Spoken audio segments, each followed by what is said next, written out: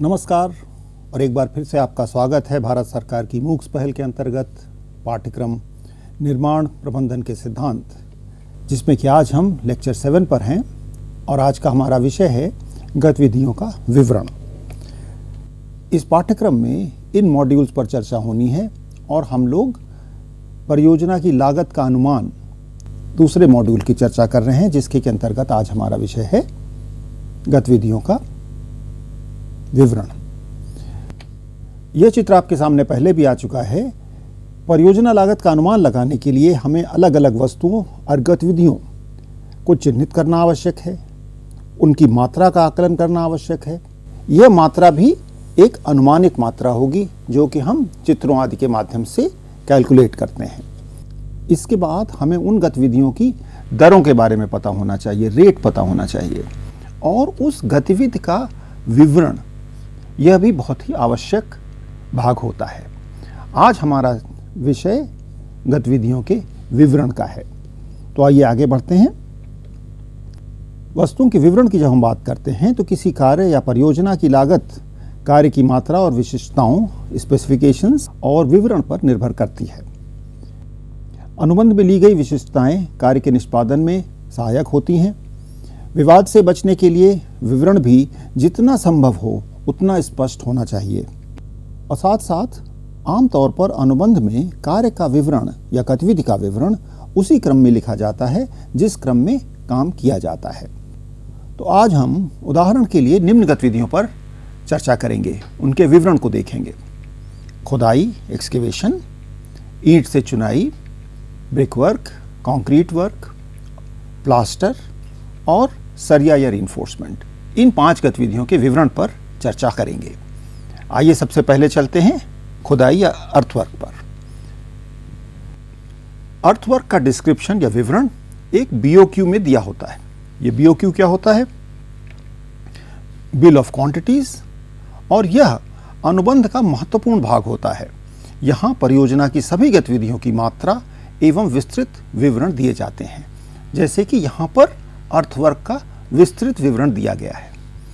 यह विवरण देने की आवश्यकता क्या है, इसका प्रयोजन क्या है, इससे हम क्या अचीव करना चाहते हैं?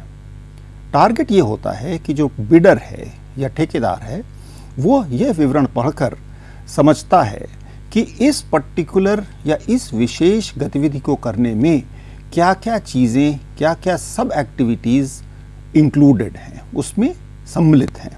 जैसे कि हम अगर अर्थवर्क का डिस्क्रिप्शन पढ़ते हैं तो उसमें लिखा है earthwork in excavation using hydraulic excavator in foundation, in trenches और drains, including dressing of sides, ramming of bottoms, dewatering the trench, providing timber shoring if necessary, with lift up to 2 meters, including getting out the excavated soil and disposal of surplus excavated soil as directed within a lead of 5 kilometers.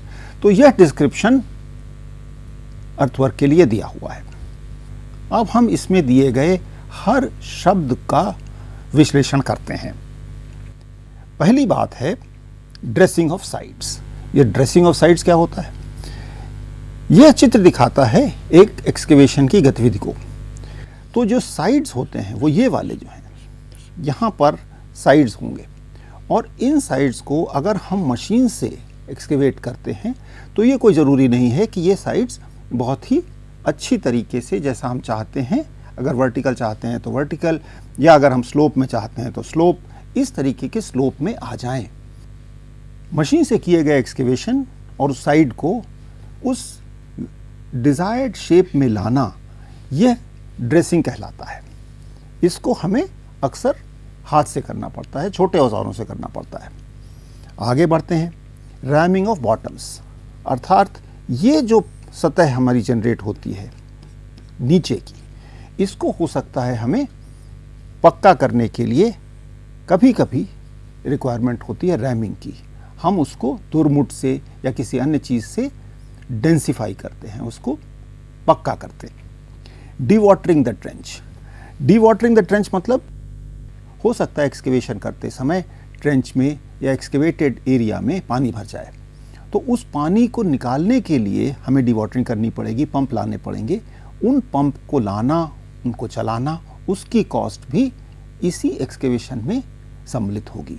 ध्यान रहे कि excavation cubic metre में पे किया जाएगा, अर्थात एक ठेकेदार को 100 क्यूबिक मीटर अगर एक्सकेवेशन होता है तो उसको हर क्यूबिक मीटर के हिसाब से पेमेंट होना है।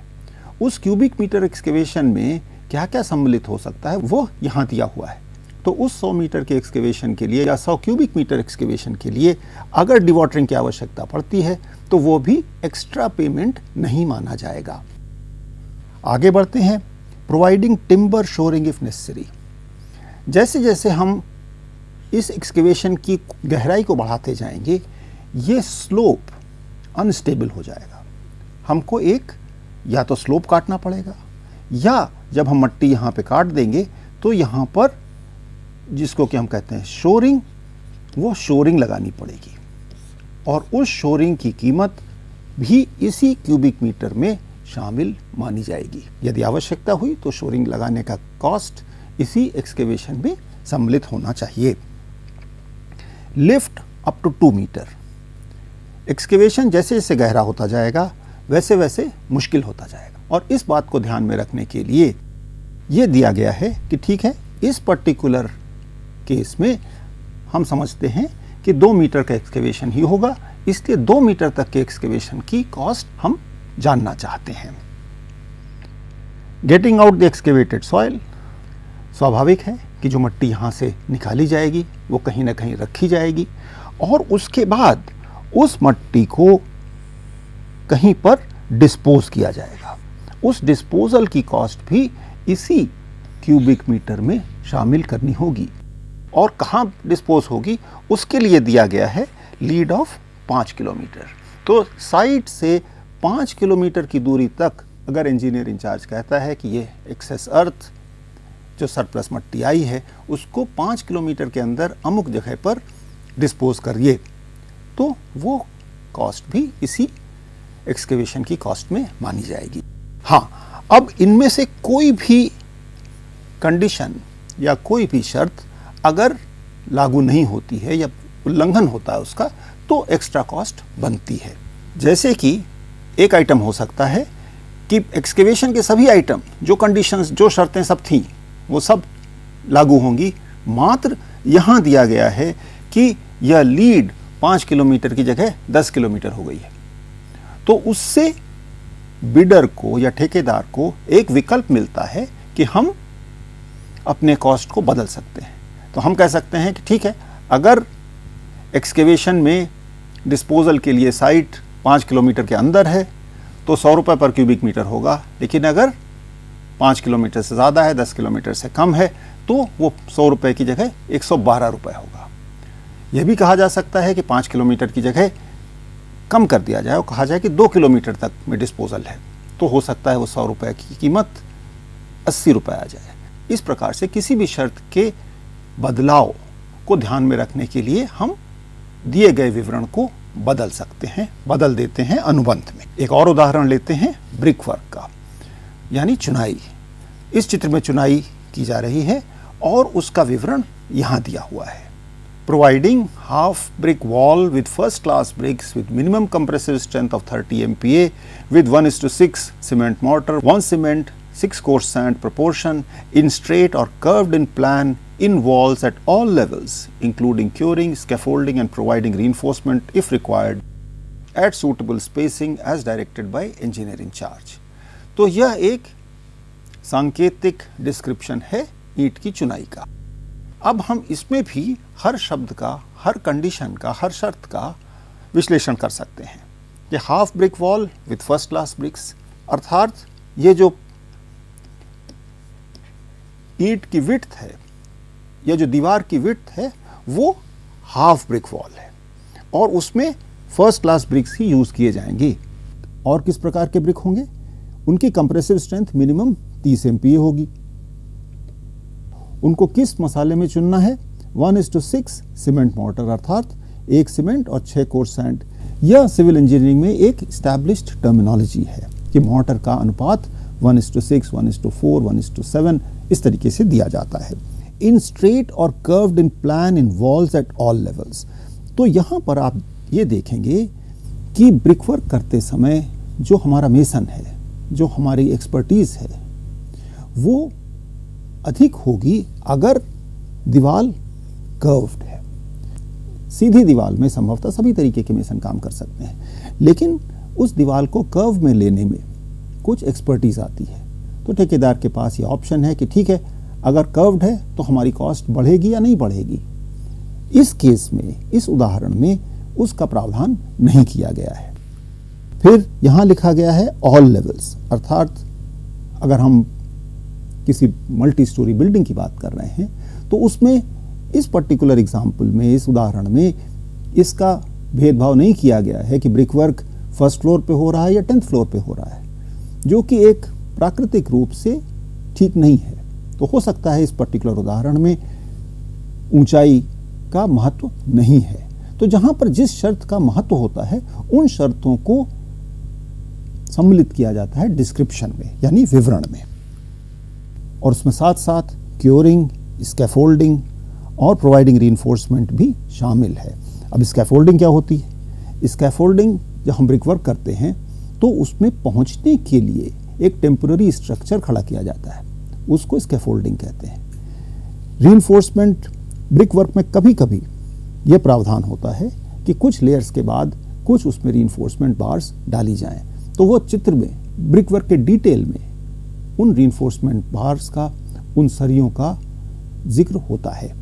उनको ध्यान में रखते हुए ठेकेदार को यह बताना होगा या बिडर को यह बताना होगा कि ब्रिकवर्क की हम क्या कॉस्ट लेंगे। जब बाउंड्री वॉल के उदाहरण में ब्रिकवर्क की चर्चा हो रही थी तो हमने देखा था कि हमने ब्रिकवर्क को क्यूबिक मीटर में लिया है, और यह भी कहा था कि अगर ब्रिकवर्क की चौड़ाई दे दी जाएगी तब हम उसको स्क्वायर मीटर में ले सकते हैं या लेना चाहिए। तो इस उदाहरण में ब्रिकवर्क स्क्वायर मीटर में किया जाएगा, और यहां पर हमारे विवरण में एक और विवरण सम्मिलित हो सकता है जिसमें सिर्फ ये कहा जाए कि same as above using 1:4 cement mortar, अर्थात हमको 1:6 की जगह 1:4 सीमेंट मोर्टर यूज करना है।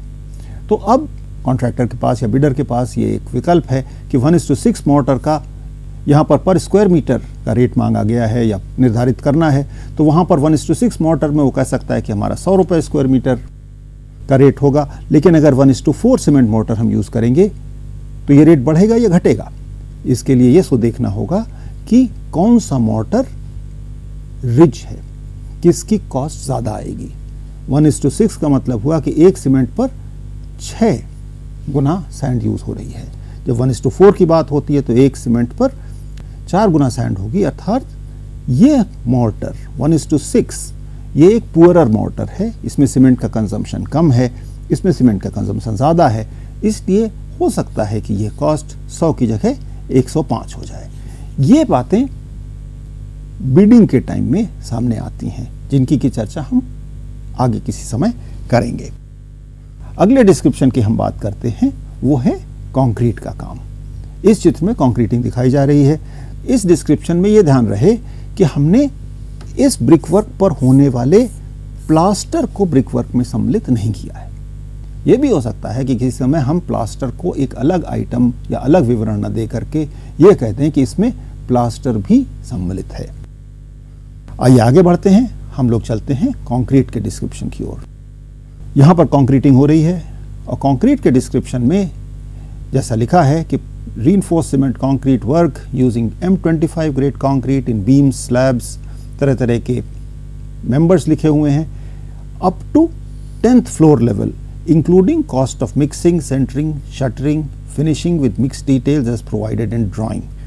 Rate may also include cost of storage, regular quality checking and curing till minimum stripping time as per IS 456-2000.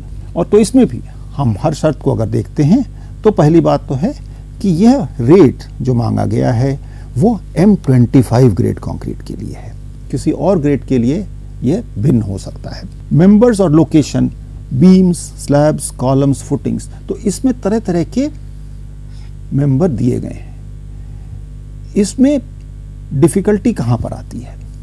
अगर हमारे पास एक राफ्ट है, बहुत बड़ा राफ्ट है, कंक्रीट का कॉस्ट मेंबर के ऊपर क्यों निर्भर करता है?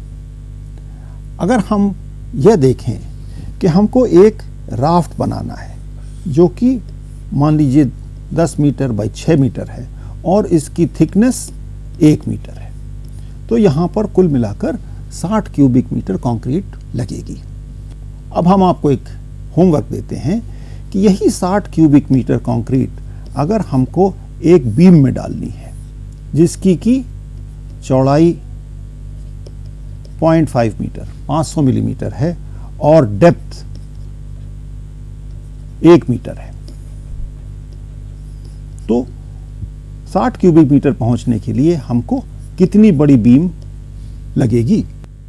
और अब आप समझने की कोशिश करिए कि क्योंकि इस कंक्रीटिंग की कॉस्ट पर क्यूबिक मीटर होगी, दर क्यूबिक मीटर के हिसाब से है, तो यह 60 क्यूबिक मीटर चाहे वो राफ्ट में हो चाहे वो बीम में हो, क्या अलग अलग नहीं होगा, क्योंकि यहां पर 10 मीटर बाई 6 मीटर के एक टुकड़े में 60 क्यूबिक मीटर कंक्रीट पोर हो जाएगी। यहां पर एक काफी लंबी बीम कास्ट करनी होगी, विशेष रूप से अगर शटरिंग भी उसमें जुड़ी हुई है, तो यहां पर शटरिंग का, राफ्ट में शटरिंग की मात्रा और बीम में शटरिंग की मात्रा भी आप निकाल कर देखिए कितनी अलग होगी। उसको अगर हम सम्मिलित करते हैं तब उसकी कॉस्ट पर कैलकुलेशन करना होगा। इसीलिए विवरण में क्या लिखा है क्या नहीं लिखा है यह बहुत ही महत्वपूर्ण हो जाता है। तो ये तो हुई मेंबर्स की बात। Up to 10th floor level, अब ये 10th फ्लोर लेवल सही है गलत है, 10th फ्लोर में क्या 8th फ्लोर और फर्स्ट फ्लोर एक ही बात है, यह बात चर्चा का विषय है। उस पर हम लोग तरह तरह के विवरण लिख सकते हैं। अगर हम इस विवरण को तोड़ना चाहें तो तोड़ सकते हैं कि फर्स्ट फ्लोर पे क्या कॉस्ट आएगी, सेकंड फ्लोर पे क्या कॉस्ट आएगी। इस उदाहरण में यह कह दिया गया है कि हम अलग अलग नहीं रखेंगे और 10th फ्लोर तक आने वाली सभी कंक्रीट की कॉस्ट एक सी मानी जाएगी, जिसमें कि मिक्सिंग, सेंटरिंग, शटरिंग आदि सब कुछ शामिल है। साथ ही में शामिल है regular quality testing and curing till minimum stripping time as पर IS 456। तो कास्टिंग के बाद जो क्योरिंग होगी या उसमें क्वालिटी कंट्रोल के चेकिंग होगी, क्यूब बनाकर स्ट्रेंथ टेस्ट करना, ये सब जो कॉस्ट आएगी वो भी इसी क्यूबिक मीटर में सम्मिलित मानी जाएगी। इसलिए डिस्क्रिप्शन बहुत ही आवश्यक होता है, उसमें क्या क्या लिखा है या क्या नहीं लिखा है, क्योंकि जो चीज़ डिस्क्रिप्शन में नहीं लिखी है, विवरण में नहीं है, उसके लिए एक एक्स्ट्रा आइटम बन जाता है। कॉन्ट्रैक्टर ये कह सकता है कि ये चीज़ विवरण में नहीं थी, इसलिए हमें एक्स्ट्रा पेमेंट किया जाना बनता है। विवाद हो सकता है, नहीं हो सकता है, वो अलग बात है, लेकिन एक्स्ट्रा आइटम बनता है। इस पर भी हम लोग किसी अगले लेक्चर में चर्चा करेंगे। आपको ध्यान होगा मैंने कहा था जब हम बाउंड्री वॉल की चर्चा कर रहे थे कि एक आइटम हमने उसमें छोड़ दिया है या छूट गया है और उस आइटम को लेकर एक्स्ट्रा आइटम बन जाएगा। इस पर हम लोग आगे किसी समय चर्चा करेंगे। तो आइए हम आगे बढ़ते हैं और कंक्रीट में अगर हम फिर से M30 कंक्रीट की बात करें तो बाकी सब कुछ ठीक रहेगा, बाकी सब कुछ यही रहेगा, सिर्फ M25 की जगह M30 कंक्रीट हो जाएगी, अर्थात रिचर कंक्रीट हो जाएगी। स्वाभाविक है कि M25 का जो रेट आएगा या जो रेट होता है उससे थोड़ा सा अधिक M30 का रेट होगा। कितना अधिक होगा यह कह पाना मुश्किल है, क्योंकि उस रेट पे क्या क्या शामिल होता है इसकी थोड़ी सी चर्चा हम करेंगे जब हम कंक्रीट के दर को निर्धारित करने में किन संसाधनों का प्रयोग होता है इसकी चर्चा करेंगे, और वो संभवतः हम लोग अगले क्लास में करेंगे। आगे बढ़ते हैं। इसी प्रकार प्लास्टरिंग वर्क, दीवारों पर प्लास्टर किया जाना, चाहे वो कंक्रीट हो चाहे वो ब्रिक वर्क हो, तो उसका एक जो विवरण है वो यहाँ पर दिया हुआ है कि providing 12 mm thick plaster 1:6 mortar to brickwork in height up to 5 meter and 100 millimeters below the ground level, including surface preparation, texturing, curing for 10 days. Sealing plaster should be provided before plastering the walls. Any defective plaster shall be appropriately replaced. तो इसमें ceiling का plaster भी शामिल कर दिया गया है। ये भी कहा गया है कि 5 मीटर तक की हाइट एक मानी जाएगी, प्लास्टर की थिकनेस 12 मिलीमीटर होगी, उसमें 1:6 सीमेंट मोर्टर यूज होगा और 10 दिनों तक क्योरिंग या तराई की जाएगी। तो इसके लिए यह डिस्क्रिप्शन अगर हम तोड़ कर देखते हैं तो यहां दिया हुआ है कि 12 mm thick cement plaster, 1:6 cement mortar, 5 metre, 100 millimetre below ground level, surface preparation, texturing and curing, यह सब इसमें शामिल है। सीलिंग का प्लास्टर भी इसमें सम्मिलित है। हम इसी बात को एक दूसरा आइटम बना सकते हैं, जबकि हम कहें कि बाकी सब ठीक है, वही रहेगा, लेकिन हाइट 5 मीटर से अगर अधिक है तो रेट कितना बदल सकता है या कितना बदलेगा। आगे बढ़ते हुए हम लोग चर्चा करते हैं रीइंफोर्समेंट वर्क की। रीइंफोर्समेंट माने सरिया का काम। इस पिक्चर में या इस चित्र में आप देख सकते हैं सरिया का काम, जो कि एक बिल्डिंग की साइट पर हो रहा है। इसमें सरिया विभिन्न डायमीटर्स की हो सकती हैं, उनके लोकेशन अलग है। ये स्लैब है, ये बीम है, ये कॉलम है। इन सभी को एक संग बांध कर रखना होता है इसके पहले कि हम इसमें कंक्रीट की ढलाई करें। आइए हम इसका डिस्क्रिप्शन पढ़ने की कोशिश करते हैं।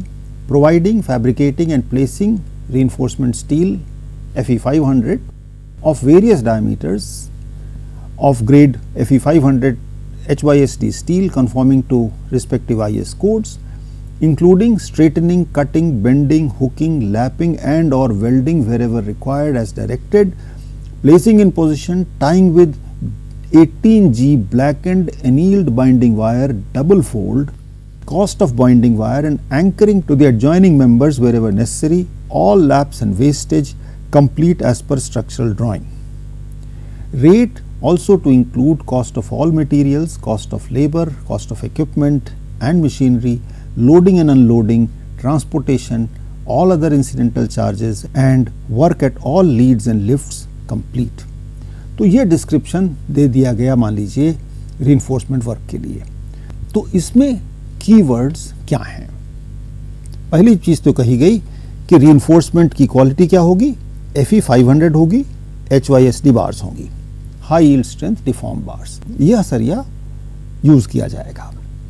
Straightening, cutting, bending, hooking, lapping and और वेल्डिंग, अर्थात जो सरिया आता है वह एक लंबाई में आता है। हम लोगों ने जब बाउंड्री वॉल की चर्चा की थी तो वहां पर देखा था कि इतनी लंबी सरिया नहीं यूज होती है। उसके लिए हम कट लेंथ निकालते हैं कि किस कट लेंथ की सरिया हमें कितनी मात्रा में चाहिए, उनको हमें किस शेप में बेंड करना है, चाहे वो एल हो, चाहे वो यू हो, या जो हम लोगों ने कॉलम में हुक की चर्चा की थी वो हुक हो। यहाँ पर अगर आप ध्यान से देखेंगे तो कॉलम में तो नहीं, लेकिन हाँ बीम में प्रयोग होने वाले स्टरप्स देखे जा सकते हैं, उसमें भी इसी प्रकार की सरिया यूज होती है। तो जब रीइंफोर्समेंट की कॉस्ट की बात होती है तो हमको ये सब operation straightening, cutting, bending, hooking और लैपिंग, इन सब को उस कॉस्ट में ही जोड़ना है। यह बिडर को पता चल जाता है। स्ट्रेटनिंग क्या हुई कि ये सरिया अगर थोड़ा टेढ़ी है किसी भी प्रकार से तो हमको उसको सीधा करना पड़ेगा, काटना पड़ेगा, मोड़ना पड़ेगा, आवश्यकता पड़ी तो हुक करने पड़ेंगे और लैप करना पड़ेगा। लैप करने का क्या अर्थ हुआ कि अगर हमारे पास ये लंबाई, इस लंबाई की एक सरिया उपलब्ध नहीं है तो हम क्या करते हैं, हम एक सरिया यहाँ तक लेके आते हैं और दूसरी सरिया यहाँ पर उसमें जोड़ते हैं। ये लैप कहलाता है। तो कितने लैप होंगे वो हमको थोड़ा सा अंदाजा होना चाहिए। तो उन लैप्स के लिए एडिशनल पेमेंट नहीं होगा, क्योंकि आखिरकार जब वजन की बात होती है रीइंफोर्समेंट वर्क, आप ध्यान रखिए मेट्रिक टन यानी वजन के हिसाब से पेबल होता है। तो उसमें इस प्रकार जो लैप्स होंगे उनका भी वजन शामिल होगा, लेकिन वह पे नहीं होगा, क्योंकि पेमेंट ड्राइंग में दिए गए रीइंफोर्समेंट के हिसाब से होता है और ड्राइंग में दिया गया रीइंफोर्समेंट लैप्स अक्सर नहीं दिखाता है। लैप्स के अलावा अब इसमें नहीं लिखा है, एक चीज होती है चेयर। जब सरिया का काम हम करते हैं तो उसमें चेयर्स लगाई जाती हैं। चेयर्स क्या होती हैं?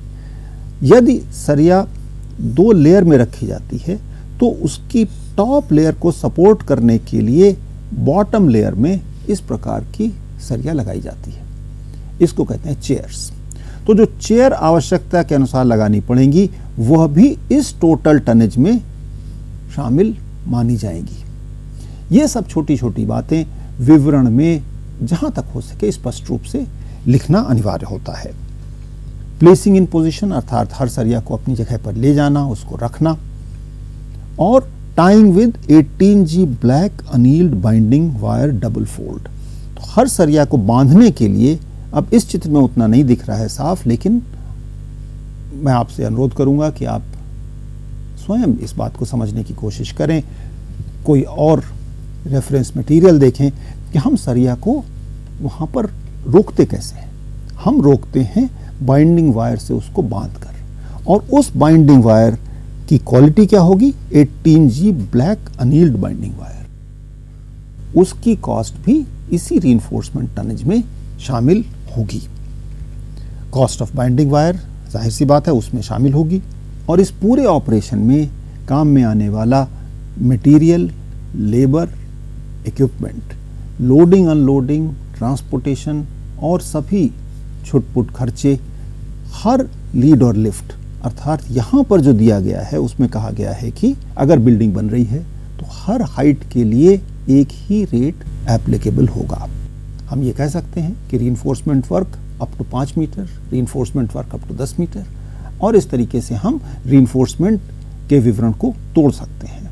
साथ ही साथ हम रीइंफोर्समेंट के विवरण को तोड़ सकते हैं क्योंकि जब हम बाउंड्री वॉल की चर्चा कर रहे थे तब भी बात हुई थी कि 8 मिलीमीटर की सरिया में काम करना और मान लीजिए 16 या 25 मिलीमीटर की सरिया में काम करना एक ही लेवल ऑफ डिफिकल्टी नहीं है, विशेष रूप से जब कटिंग, बेंडिंग, हुकिंग आदि सब इन्वॉल्व होती हैं। तो हम कह सकते हैं कि हम वेरियस डायमीटर्स, जो कि इस केस में कहा गया है हर डायमीटर एक ही संग लिया है, उसकी जगह हम कहें कि डायमीटर्स लेस देन 16 mm, कि 16 mm से कम की जितनी सरियां हैं उनका क्या रेट हो। 16 mm या 32 mm से कम जो सरियां हैं उनका रेट क्या होगा, और 32 mm से अधिक की सरिया का रेट क्या होगा। यह भी ध्यान में रखने की बात है कि 1 टन सरिया का काम करने के लिए अगर हम 8 मिलीमीटर की सरिया प्रयोग करते हैं तो उसकी लंबाई कितनी होगी, अर्थात कितनी लंबाई की सरियों में हमको कटिंग, बेंडिंग आदि करनी होगी ताकि हमें 1 मीट्रिक टन का पेमेंट मिले। उसी मीट्रिक टन के लिए अगर 8 मिलीमीटर की जगह 32 मिलीमीटर की सरिया हमको मिलती है तो हमको कितनी लंबाई में 1 मीट्रिक टन मिल जाएगा। तो ये सब बातें बिल्डर, कॉन्ट्रैक्टर और साइट पर काम करने वाले लोग ध्यान में रखते हैं, उनको अंदाजा होता है, और इसी अंदाजे को कोडिफाई कर दिया जाता है, एक तरीके से स्टैंडर्डाइज किया जाता है जब हम अनुमान लगाते हैं। तो अनुमान लगाते समय अगर हम ये बातें ध्यान में रखते हैं तो हमारा अनुमान और सटीक हो जाता है। अगर हम इसको ध्यान में नहीं रखते हैं तो अनुमान में एक अप्रॉक्सीमेशन रहता है। तो इस विवरण के साथ हम लेक्चर अपना समाप्त करना चाहेंगे, और यहाँ पर उपयोगी प्रकाशित पुस्तकें हैं, लगातार आपको सुझाव देते हैं, उनको आप पढ़ते हैं तो आपको अधिक जानकारी मिल सकती है। अगले लेक्चर में हम आपसे दरों की चर्चा करेंगे। धन्यवाद। जय हिंद। नमस्कार।